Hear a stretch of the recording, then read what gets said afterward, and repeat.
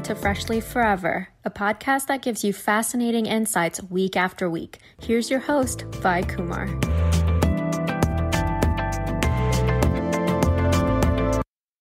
Hey folks, welcome to another episode on podcast Freshly Forever. Today, we have here the wonderful Satyajit Hange. He's the co-founder of Two Brothers Organic Farms, a biodiverse organic ecosystem certified by EcoCert, based out of Maharashtra, India. Satyajit, with a background in economics and an MBA, coupled with rich experience in the banking sector, turned to find peace and started Two Brothers Organic Farms along with his brother Ajinkya Hange. From a transition from a corporate life to farming, which he calls their professional problem solvers. So it's with great joy that I'm going to sit down here to have this conversation with Satyajit. Welcome here to Podcast Freshly Forever. How are you doing? Hi, Web, and hi, everybody in the community. Thank you for inviting me, and it's a pleasure speaking to you. I think it's just going to be a wonderful conversation because with sustainability at the focus for me in season 3 of this wonderful show that has reached all global continents and listeners in like several parts of the world, including rural towns like yours in India and in other parts of the world. It just gives me so much joy to start this conversation with you here. So why don't you take us through the science of, say, growing all these sustainable products? Because people seldom, like me sitting here at home, I don't realize the interconnection of all these species and what kind of a positive impact even sustainable farming has on the community in terms of our health, in terms of all the good microbes and things like that. Awesome. I'm a farmer's son, and both me and Ajinkya, and we grew on a farm, but we were put in a boarding school where we were doing a job, and the fascination for farming got us back. When we came back, we realized that farming is not only the profession of growing food, but it's connected to everything from, like you said, the smallest microbes to even global warming. We realized that for farming the right way, all you have to do is increase the number of microbiology in the soil. The soil functions in a very complex but simple form. The soil has all the required nutrients for the tree or for the plants to grow for the next couple of million years. The deeper you go, the density of these nutrients keep on increasing.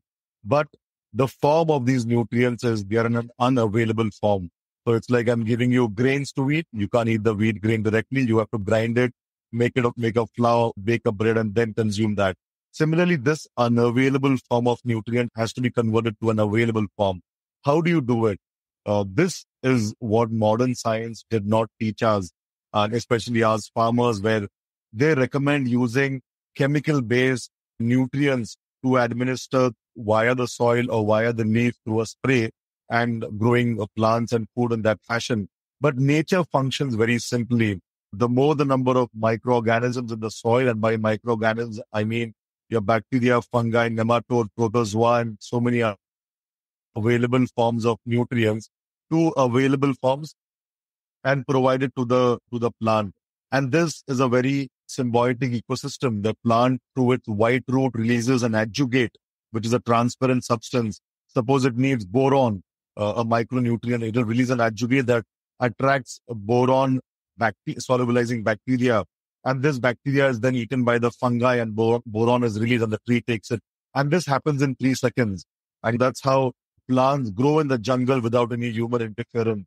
And that's how agriculture was being done in a country like India for a couple of 1,000 years. And all this agriculture that was done was sustainable. The farms never lost fertility. The soil never lost the capacity to retain moisture and water. And trees grew, giving you fruits that were rich in all the nutrients.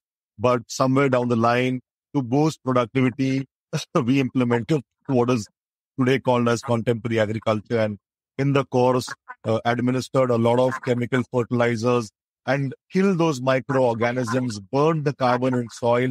And today we have reached a stage where soil is not fertile, it doesn't have water holding capacity, there is no biodiversity. and the food that grows is not nutrient rich. To give you an example, an apple in the early 1940s and 50s in the US contained X number of nutrients which were enough to give you vitality and to give you all the essential nutrients. And that's why they said an apple a day keeps the doctor away. But today, to get the same number of nutrients, you have to eat 32 apples. That's the sad state of affairs right now. So that's a great introduction right there. What then is the role of farmers in preserving this ecosystem? Or rather, it seems like an alarming sign, right? That if we are transitioning out of all the good practices and everybody is just focusing on bulk and increasing the productivity. So what is the role of farmers? It almost seems like an SOS right now. Yeah, absolutely. Farming for me is not only a profession. In India, with the culture that we have of farming, we're always guardians of the soil. The soil is considered to be mother. In my local language, it's called Kari Ai, black mother. And we call her mother Ai. I always keep saying this, that farmers need to look at the soil and farming as guardians of this biodiversity of the soil. Cultures are built when soil is fertile, and cultures have collapsed when soil has become unfertile. It's basically common sense. If it's fertile soil, it grows good food. People can thrive and we can live a healthy life if there is good food. If that isn't there, essentially the entire civilization is put to risk. So as farmers, I feel we have to look at ourselves as guardians, protect the soil and pass it on to the next generation who wants to do farming. We have got this opportunity to do so much of good to soil microbiology, to biodiversity above the soil. There are birds, there are various species that live in the farm. When it's a biodiverse farm, there are heirloom varieties of crops you grow. It's your duty to protect and take forward those heirloom native varieties. And in the long term, when you grow perennials and a food forest, you are sequestering more carbon dioxide from the atmosphere in the soil. Today, carbon dioxide in the atmosphere is a big problem because it's leading to global warming. And there are so many other adverse effects of global warming. But when you practice this kind of farming and you're taking that, I would say, not so beneficial carbon dioxide that is there in the atmosphere and sequestering it in the ground, and it turns to carbohydrates and stuff when it is sequestered in the ground and becomes of use to the plant. I think a farmer is the best scientist alive today. A farmer is somebody who will help preserve and protect Mother Earth the way it is, instead of finding land up in Mars or some other planet. Very well said. And you guys have easily sequestered 70,000 tons or more of carbon dioxide in the process of all this work that you're doing at Two Brothers Organic Farms. And what then is the role of, say, part of it, as much as farmers want to stay ethical, want to stay true to Mother Nature, want to stay true to their ideology and everything, there is also the role of society, right? In terms of even consumer support is pivotal to this sustainable ecosystem. What then, Satyajit, is the role of consumers? Because to me, I have used your products. I love your products. I know the benefit out of it. Say if we pick one of your Instagram posts was like very interesting coming out of Two Brothers, the Instagram handle. One day it beautifully highlighted how jaggery, the natural sweetener, if you put it out on the counter, it attracts ants and it attracts other species, right? Right there, we talked about microbes. That's why I had you even start with the interconnection of species and the role of good bacteria and microbes. Right there, it's pointers that a product that spoils or a product that attracts microbes is the real one. And it's not like chemical laden, right? So only when it's laden with preservatives that you just put it out for months and months and nothing happens. It seems like it's staying fresh. So for consumers like me to understand the importance of good products out there that not only taste delicious, but also is like full of this good ecosystem, microbes and everything. How can we appreciate that and help farmers like you and weigh the pros and cons? I feel it's a very close-knit eco, which needs to be supported by consumers. I think consumers need to get aware of choice impacts, farmers, biodiversity, water, and so many other things that I just spoke about. Because when you choose food grown with chemicals, you are voting for those practices. And a farmer will keep growing it in that way. I agree, organic food is costly. It's costly today because very few farmers are growing it. The economies of scale and all other stuff don't work in the favor of somebody who's growing food organically. It's very difficult. And I think when you vote, when you choose to have food that is not grown with chemicals, you're voting for a farmer that's growing it the right way. I agree you'll have to pay a premium, but that premium will go a long way in supporting the right practices and supporting Mother Earth that will keep it in a livable condition for the future generation. And that premium is not a lot. Either ways, we are paying a huge price because of the adverse effects of global warming and because of eating food that is laden with so much chemicals that give you various other health problems.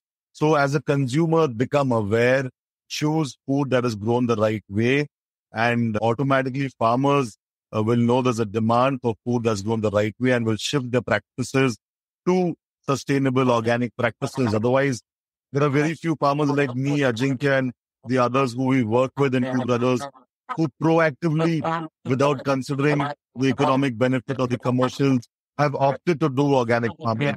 And I don't expect this from 99% of farmers because they live on a very tight budget and it's difficult for them to take a risk with their produce and take a hit in productivity or expect a higher value for their goods. So that's the case, I think. You should choose what you're eating. Yeah, it's an education issue with the consumers also, right? Yeah, either you are paying for good food, good practices, and that way you just build that ecosystem and you encourage several farmers to put out that plethora of supply of good products, or you are just eating bad products and you're ruining your health and paying at the pharmacy. So it's just a trade-off, and it's something education issue with the consumer, like you pointed out. And right there, I also could completely tell your passion when you said, okay, you're just focusing so much on this, and you transition from your corporate journey to becoming this conservationist and farming. And you all call yourself farmers are professional problem solvers.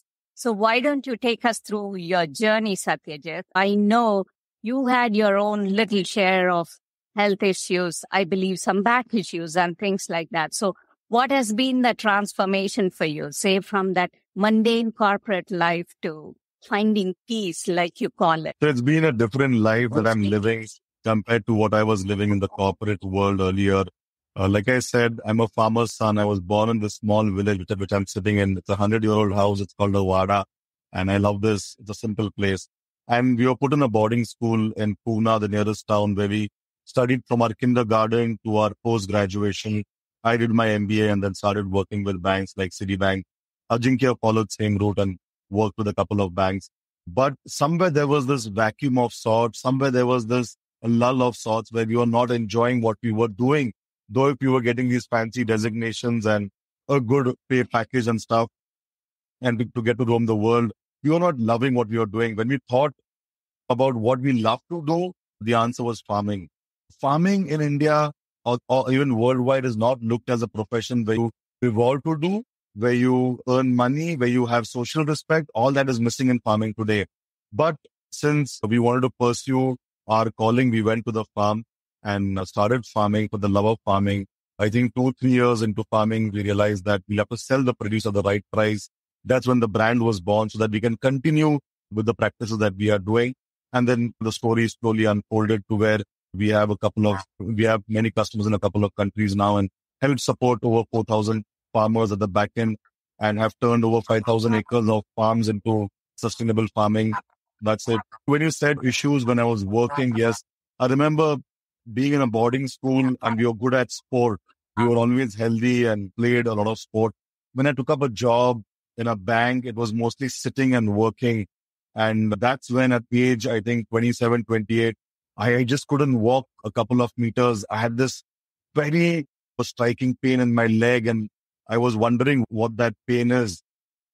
And when I got myself diagnosed, I realized that that pain is basically I had a disc herniation, which is commonly called as a slip disc. When I asked my doctor, he said, this is common with people who sit for long hours and sitting is the new cancer. And I'm like, I was healthy and playing a sport all my life. And what does this happen to me? And during that same time, this dilemma of doing what I want to do and doing what I love doing was running in my mind. And all this thing coupled together, and we left our jobs and came back to the farmland and started working some chiropractic, but mainly keeping myself moving and building that muscle and sweating it on the farms with some exercise. I didn't have to undergo any surgery. And today I do half marathons every fortnight and run 8 kilometers every alternate day while working in the farm. On an average, walk around 22,000 steps a day. And there is no pain. When you mention that, it's like another life I was living then and another life that I'm living now. I can totally relate to that. It's all getting out in the open and being able to breathe that fresh air seems to make so much of a difference rather than being stuck to desks and doing the same old stuff, right? Okay.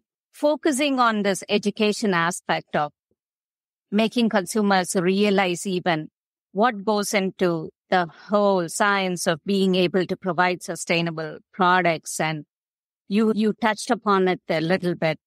What then is this regenerative agriculture? Because people hear all kinds of terms and they just don't seem to be able to be very sure of what is what, right? Even certain organic certifications and things like that just doesn't seem to cut it for certain customers.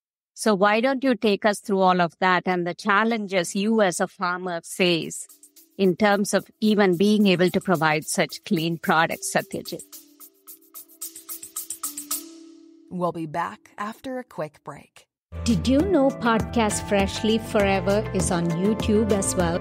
Be sure to check out youtube.com/@YP-Kumar. That's VAIPKUMAR for all the videos that we post there, and subscribe for up-to-the-minute updates. Also check out our website ypkumar.com, VAIPKUMAR.com for blogs, affiliate shops, and much more. Take advantage of some discounted rates on some amazing products pertaining to lifestyle, wellness, and digital media.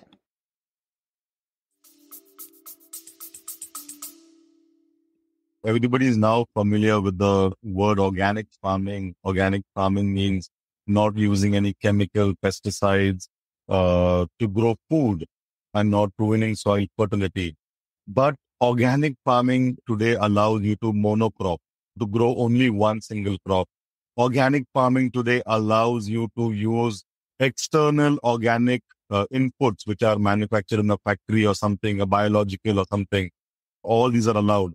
Regenerative has come to correct all this. Regenerative means today, if I'm farming and growing, say 10 sacks of wheat, and I'm removing that kind of matter from the ground, I am replenishing the ground with a lot more that allows the soil to grow 12 sacks next year, and not only extracting. So regenerative practices means you are regenerating the fertility of the soil even better than what you had when you started farming. And these include practices of natural farming like mulching the ground with farm waste, not monocropping, but polycropping, growing to an extent non-hybrid, non-GMO food, and using dung as manure, using other natural stuff as manure. So all these are practices of regenerative agriculture. Okay. Some of the challenges you as a farmer face in being able to provide such clean products, right? Is it just the cost alone, or is it anything else that's like a roadblock to you guys being able to consistently just do this, or for many farmers to do this day in and day out? The first block is the social conditioning. 99% of farmers do not do organic farming. So in my village, and when I say I am speaking on behalf of the farmers that we work with. In my village, when I want to change my practice and go to organic, I will be ridiculed by everybody in the village because I am doing something that's against the tide or the wave, and I would be made a fool out of. for experimenting. So that's number one challenge. Number two is the ecosystem that is there in the agricultural landscape, the agricultural colleges, the government agricultural department, the research and development in agricultural sciences is 99% oriented towards chemical-based farming, conventional-based farming. It's not there for organic farming. I learned organic farming by speaking to older people who learned it from their older generations. So it's come through that stream, but there is no scientific research and development on a large scale that educates even agricultural graduates on how to do organic farming. So that is a challenge. Getting seeds native. While we do organic farming, we do not use any hybrid or GMO seeds. We use native heirloom variety of seeds. Getting hand on those seeds is very difficult. There are no seed banks that government keeps. It's farmers like you and me and people who love this kind of farming have developed a seed bank. So we don't have the money to keep it well, to research, to grow their production capabilities and to make them better. Third is manure. We rely on cow dung manure to a large extent to do this kind of farming. Then when you are actually doing farming, it is managing your weeds. Initial weeds keep growing. It's difficult to manage weeds. There's a lot of manual labor involved in removing weeds since you cannot spray any Roundup or glyphosate, which is a carcinogenic weedicide used widely amongst farmers across the world. So I have to remove weeds manually. And lastly, I would say the marketplace is very difficult for me to find a marketplace that does justice to all the efforts that we have put to grow food in such a clean way and to sell the produce at the right price to the consumer. That's the last challenge. Okay. So I see several challenges there in being able to even maintain this or keep this going, like sustenance of this system. So we'll come to that in a bit. But what about the impact of pollution? We all know how our air quality is, how our water quality is, how our marine life is, how soil is. You talked about the soil a little bit earlier, but what about the other things that have to all coexist in this universe for us to even be able to see a continuity, or for many farmers to be able to even do something like that? Absolutely. I think we feel we are disconnected from everything around us. And as humans, our job is to, I would say, take our things and survive without worrying. We do not worry about the implications of our action on water, on oceans, on soil, on the climate. And this requires wisdom. And I feel that we all need to think very holistically to realize that we are living a continuity and not in isolation. Every action of ours has some of the other percussion on nature, on living organisms around us.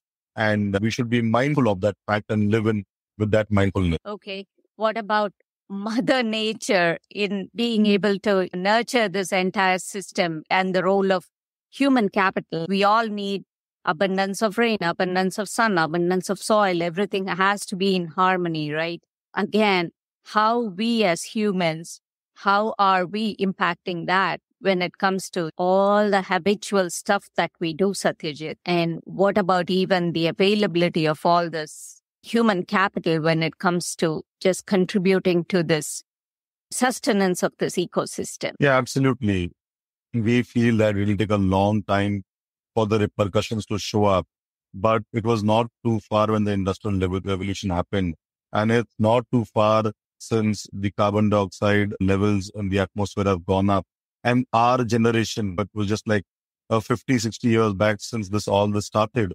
Chemical farming in India started 50 year back, 55 year back. And it's already ruined 30% of India's soil. It's already producing food. 90% of the food in India is chemically laden. And that's leading to many people having chronic diseases and ill health. So it happens very fast. It's not something that our next generation will face. The repercussions of global warming are something we are facing today itself. There is prolonged periods of drought. There is prolonged periods of heavy rainfall. There's temperature dips. There is very high temperature. And all these, I would say, anomalies used to happen once in a 20-year period. Now it's happening every third year. And soon it will start happening every second year and every year. And how are we even able to cope up with all of that, with rising sea levels, with erratic rainfalls, with prolonged droughts? If you check the air quality, I was in the capital of my country in Delhi last month, and the air is unbreathable. It's difficult to even breathe, simply breathe. It's difficult. That's the quality of air, because modern techniques of farming have made farmers burn all farm waste, all that rises up and settles down in a city like Delhi, which already has many polluting vehicles and industries. And the air is simply unbreathable. And it's causing, I think, more than 50-60% of the people to have lung diseases, and simply they cannot just breathe in fresh air. It's weird to think something. If I had told you a 50-year back that you would have to purchase water to drink, you would have laughed on me. That water is it's available everywhere. I can open the tap and drink water. But today in the villages of India also, everybody drinks bottled water, or everybody drinks that RO water, filtered water. There's a can which comes and is delivered to their houses. And I'm not saying that they shouldn't. Right to good health is everybody's fundamental right. But I'm saying, why is this angle of purchasing good water come in when water is a fundamental thing?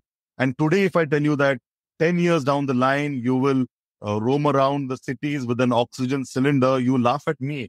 But I am sure this will happen. This will be big business for somebody, but you'll find many people in the cities walking with oxygen cylinders because of what we have done to the environment. And yet, if we don't understand, yet if we don't wake up, then I think we deserve this catastrophe that's taking place across the world. Yeah, it's very pathetic, right? All of us we seem to encourage more plastic than we should. Everywhere, we are just surrounded by plastic. And very recently, it's been a lot of eye-opening conversations for me. And that has just led me as a consumer even to think more and more. And I've started just now. Pretty much I've eliminated all the mixed fibers in my closet. I'm trying to just wear direct cotton, direct wool, like straight up fibers, and eliminating even all the mix of it. Yeah, I'm just trying to do, and I'm trying to sit here with experts like you in creating awareness in this forum.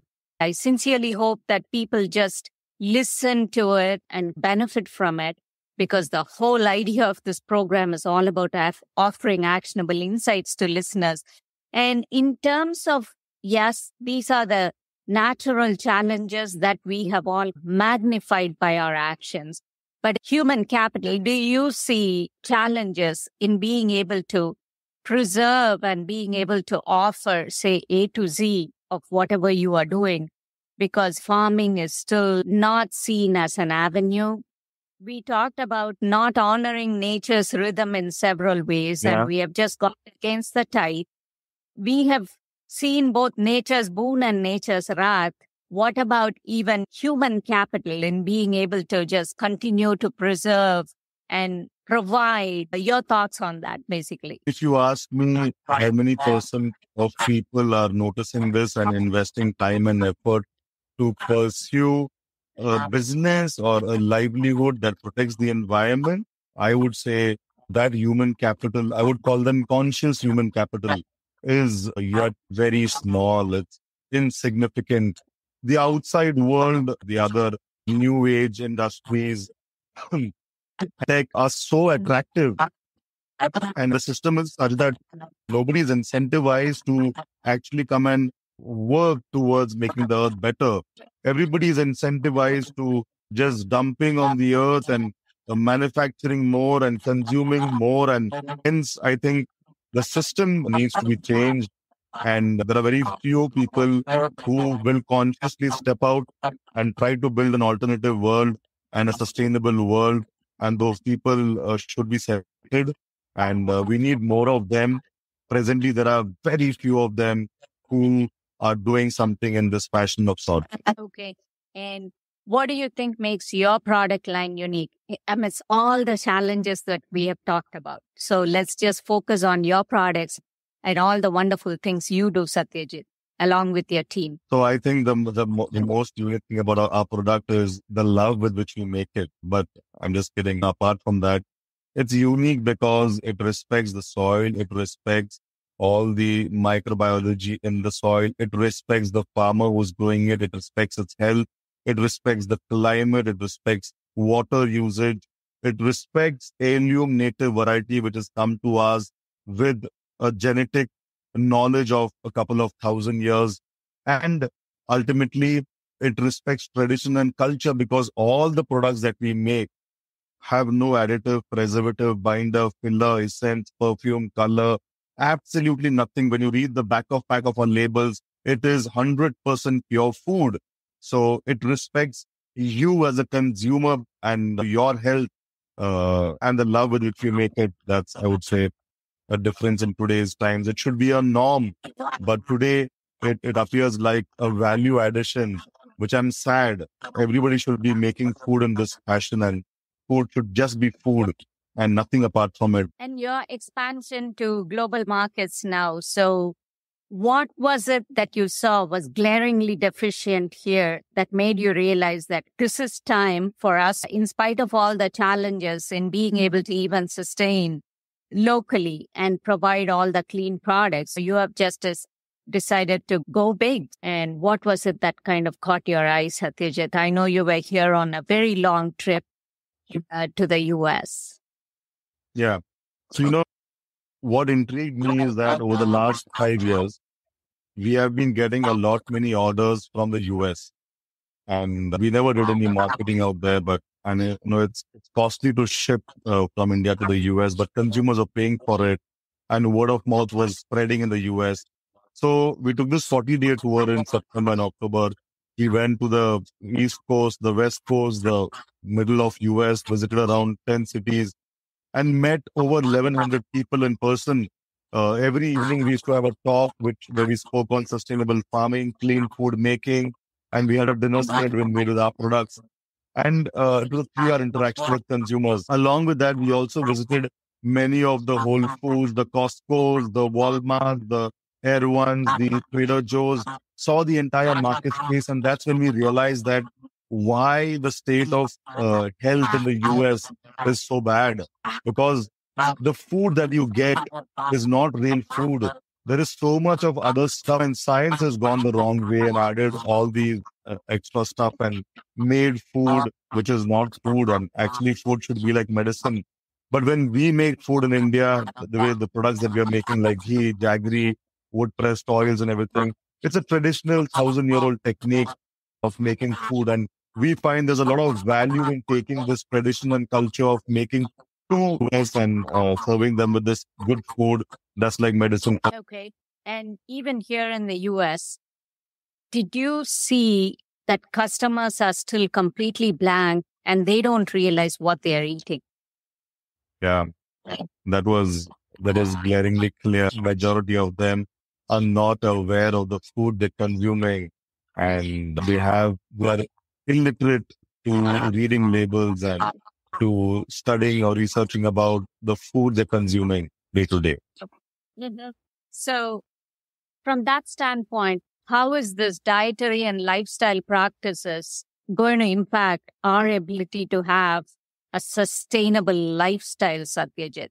With your personal experience, with you being in this business of providing clean products, and with you having met and seen the customer side of the journey, do people even realize that diet and lifestyle play a role? And how can we emphasize that diet and lifestyle is certainly being a The holy grail. roadblock, having a sustainable lifestyle? Yeah, I think it's time now that the modern medicine has been in our daily lives. It's been more than 50, 60, 70 years. All types of pills have become the norm of the day. And we are realizing that it's not the pills that are giving us good health. There is this growing, increasing awareness that one pill ultimately leads you to having another pill, which leads you to having another pill because of the side effects and because of them not being in your interest in the long term. But when you consume good, clean food and your lifestyle is corrected, you can live a healthy life without popping a single pill till you're 100. This sounds very novel in today's times, but this was normal in the village I come from. people lived 100 years without complicated health issues because their diet was clean and the lifestyle was good. All right. So your ghee is like one of the special products, and we all know ghee is from Ayurvedic lifestyle. We all know that ghee is meant to be medicinal, right? But people just buy any butter and then say, okay, I made homemade ghee. So what is the difference between melting the butter out of a store shelf versus the ghee that you provide or you create at Two Brothers? So today, ghee has come to mean clarified butter. Today, ghee has come to mean a butter that you melt and it's ghee. But that is not ghee. The first country where ghee was made was India. And Ayurveda has written the benefits of ghee and everything. But ghee in India was never made the way it is made today. It was always made by taking milk, then boiling it, then keeping it till it becomes lukewarm, then inoculating it with fresh curds, and then turning the entire milk to curds, and then turning the curds and getting white butter and then melting that white butter to make ghee. It was a 5-step process. And today there's a lot of awareness. Yeah, it's cultured ghee. You culture the milk to curds and turn the curds. So today now there's awareness on the fact that this ghee actually melts below human body temperature. It has butyric acid, which is good for your gut microbiome, apart from having many other health benefits as enumerated in Ayurveda. So the butter ghee is actually detrimental to your health. The cultured ghee is actually beneficial to your health. Okay. Okay. Perfect. And what about everything Two Brothers that you want to just talk about here in terms of where people can find you, where they can shop, what they can do? Because obviously there's going to be several of our listeners here that are completely new to your product and that can just benefit from such clean product line. And yeah, awesome. Again, Happy to share. Yeah, your plea for all of us to kind of transition to a sustainable lifestyle and save Mother Earth. Yeah, happy to share where you get the stuff that we make, and happy to share it with you guys. Just on Google, just type in Two Brothers Organic Farms India. The website will come and you can happily shop from there. We deliver from our village to anywhere across the world in 5 days flat. So I've been doing this for the last 5 years. And the plea that I would like to make to everybody is, if not anything, no wise quote from me, but if not anything, just be selfish. Be selfish about your health. Be selfish about your children, because they have a future that's going to be on Mother Earth. So be selfish and care for the earth, or your children are going to live in it.